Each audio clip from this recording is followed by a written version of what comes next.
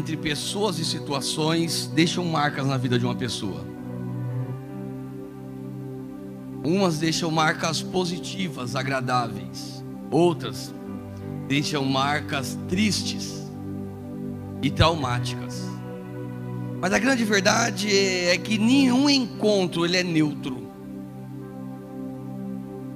E eu quero falar sobre isso, sobre as marcas de um encontro com Deus, porque eu acredito que não há um ser humano dotado das suas faculdades mentais, ou as suas boas faculdades mentais, emocionais, que se encontre com Deus e permaneça a mesma pessoa. Se ainda não houve uma mudança, me desculpa a sinceridade, você ainda não se encontrou com Deus. E eu elogiei aqui o evangelista Wesley, da peça de sexta-feira, e hoje ele foi melhor que sexta. Falei que ele está levando jeito para o papel, pastor, o bispo. Não pode, né?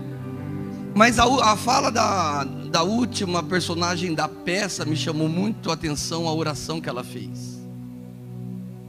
E vai ser o fechamento da mensagem. Eu espero que Deus, se não tocou, toque na sua vida. No ano em que morreu o rei Uzias, eu estou lendo Isaías capítulo 6, verso de número 1, e leremos até o de número 8. E você permaneça com a sua Bíblia aberta.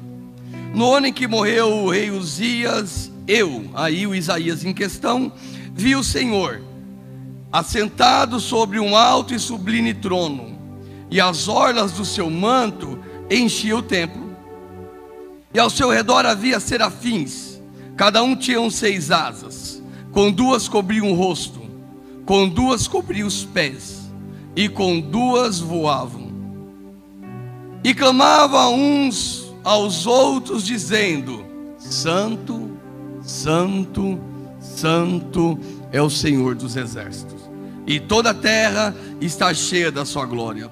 E as bases dos limiares moveram-se a voz dos que clamavam, e a casa se encheu de fumaça. Então disse eu: ai de mim, pois estou perdido, porque sou homem de lábios impuros, e habito no meio de um povo de impuros lábios, e os meus olhos viram o Rei, o Senhor dos exércitos. E então voou para mim um serafim, trazendo em suas mãos uma brasa viva, tirada com uma tenaz, e com a brasa tocou minha boca e disse: eis que isso tocou os teus lábios, e a tua iniquidade foi tirada, e perdoado foi o teu pecado. Verso 8, para finalizar a leitura, diz que depois disto que?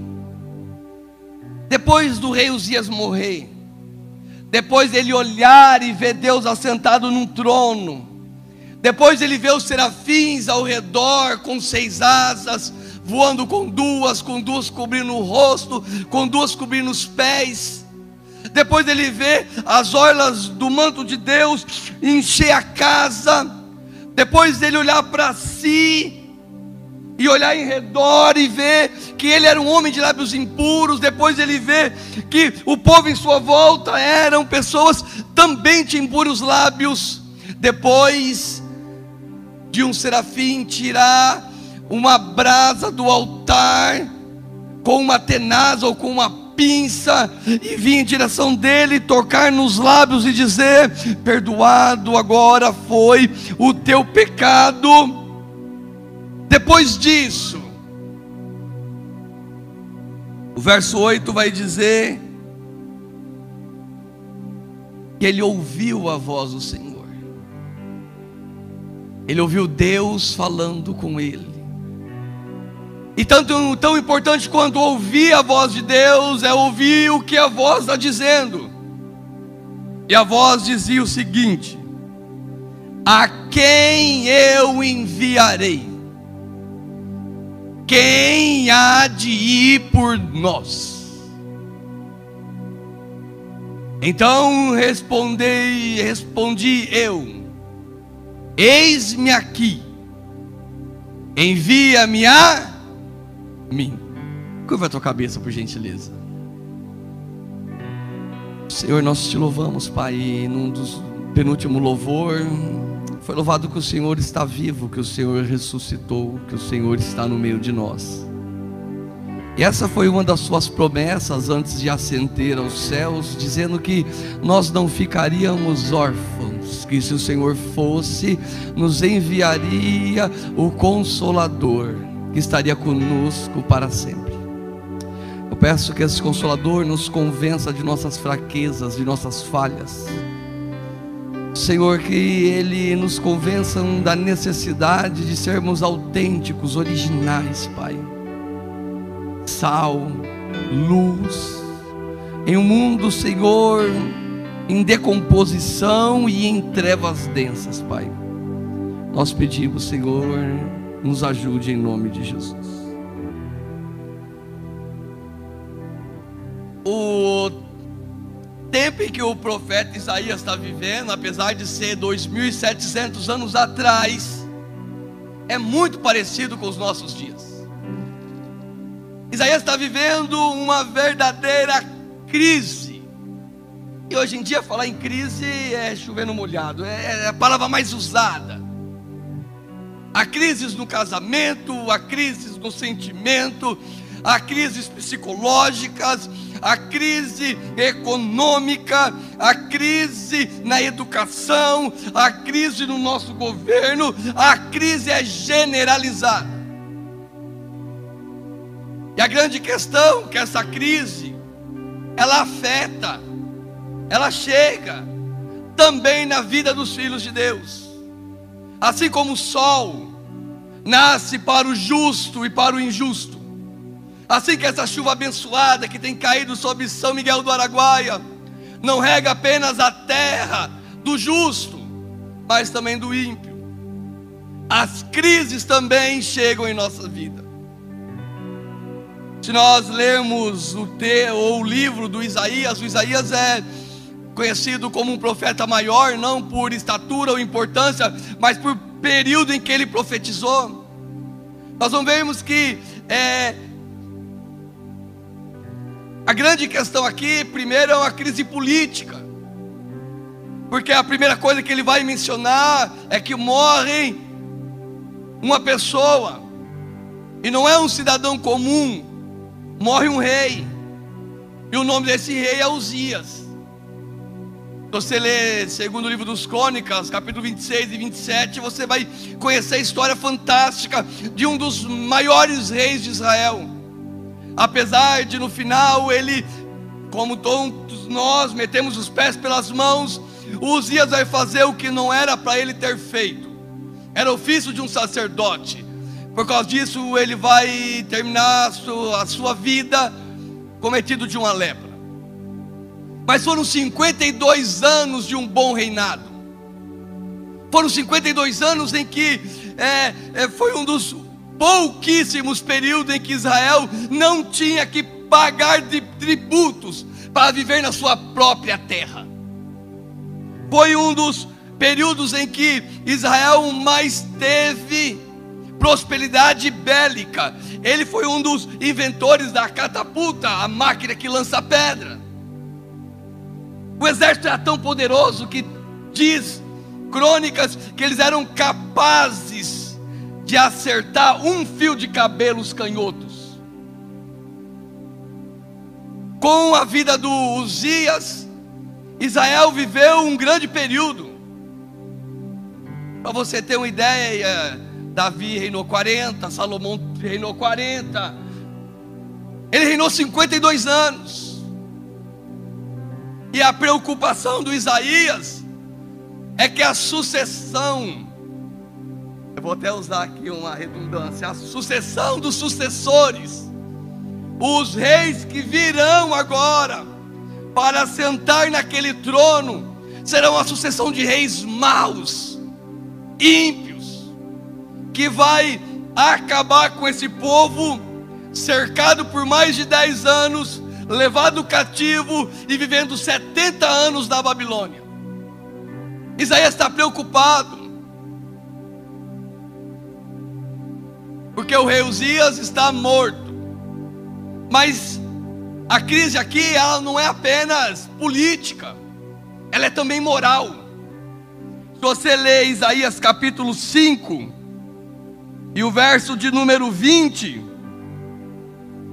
vai dizer o seguinte: ai dos que ao mal chamam bem e ao bem chamam mal, que põem as trevas por luz e a luz por trevas, e o amargo por doce e o doce por amargo. A crise moral aqui não é uma empatia, não é uma concordância, não é apenas um consentimento com o mal, é a mudança de valores. Talvez esse seja a prova maior de que os tempos de Isaías é como os nossos tempos.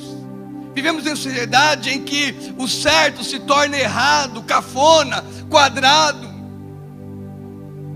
onde o errado se torna o certo, que não importa os meios para chegar em um fim, em um objetivo. A crise é moral. Inverteram os valores. As pessoas estavam amando as trevas como deveriam amar a luz. As pessoas estavam valorizando o mal quando deveriam valorizar o bem. Mas a crise, ela não é só política, não é só política nem moral, ela também é espiritual. Olha o capítulo 1. Olha o versículo 3. Deus está dizendo que o boi conhece o seu possuidor, que o jumento a sua manjedoura do seu dono, mas Israel não tem conhecimento. Deus dizendo: o meu povo não me entende. A crise também é espiritual. O Deus ensinado, pregado, não é o Deus da Bíblia. O Deus que impera é o da injustiça, da ganância, da prepotência, da maldade. Isaías está perplexo, sem saber o que fazer. O Isaías olha para a direita, não, aqui é a esquerda. Ele olha para a esquerda, ele olha para a direita, ele olha para baixo, ele olha para frente, ele olha para trás. Está perplexo, não vê saída, não encontra nos futuros reis a continuação de um bom reinado, não encontra nos líderes religiosos a probabilidade de uma melhora, de uma busca a Deus, de uma santificação, para que então Deus more mais uma vez com o povo, marca registrada do povo de Deus.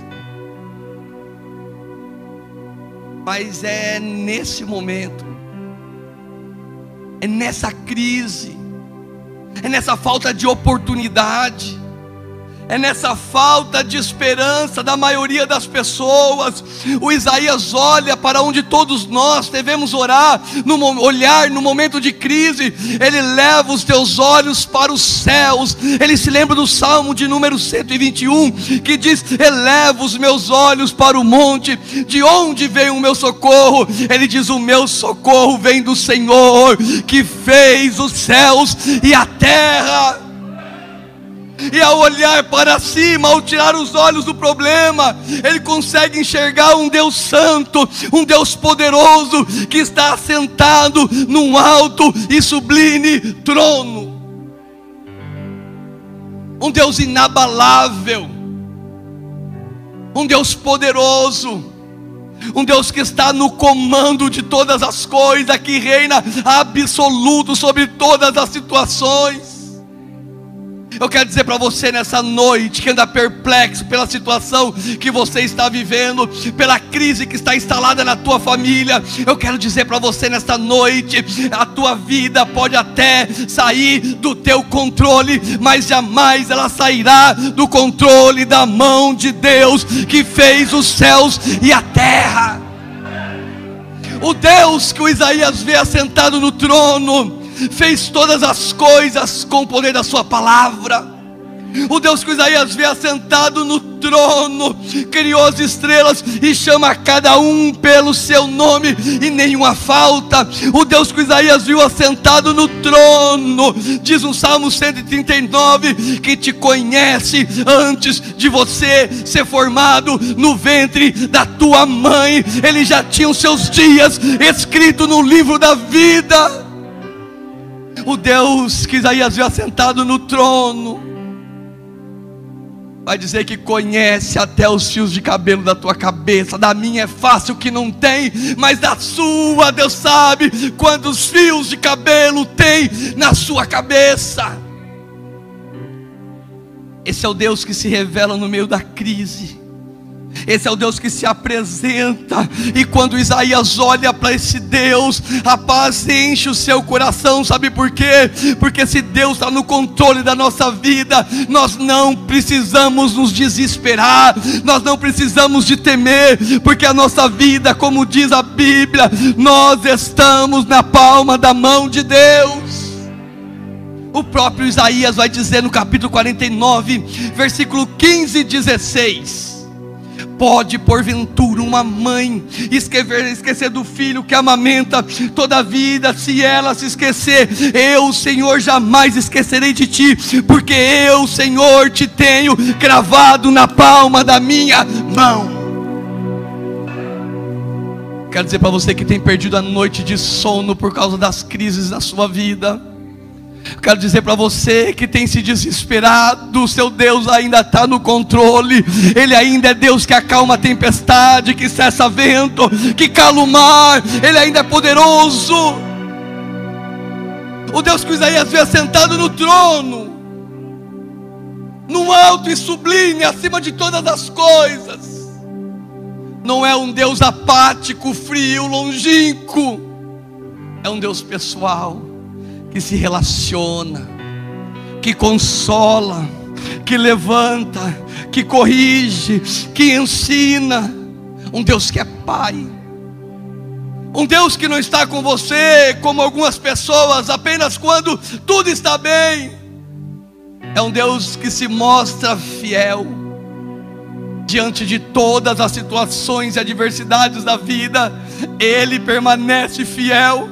Talvez um dos textos mais claros da fidelidade de Deus meio à adversidade é o Salmo de número 46, que ele vai dizer que Deus é o meu refúgio e fortaleza, socorro bem presente na angústia. E vai dizer: pelo que não temeremos, ainda que a terra se mude, ainda que os montes se transportem para o meio dos mares, ainda que as águas rujam e se perturbem e os montes se abalem pela tua braveza. Há um rio cujas correntes alegram a cidade de Deus, o santuário da morada do Altíssimo, e Deus está no meio dela, não será abalada, porque Deus ajudará ao romper da manhã. As nações se embrameceram, os reinos se moveram, mas Deus levantou a sua voz e a terra se derreteu. Ele diz: vinde, contemplai as obras do Senhor, que desolações Ele tem feito na terra. Ele vai cessar a guerra até o fim da terra, quebra o arco, corta a lança, queima os carros no fogo, e diz: aquietai-vos, aquietai-vos, aquietai-vos, aquietai-vos, aquietai-vos, aquietai-vos, aquietai-vos, e saber que eu sou Deus.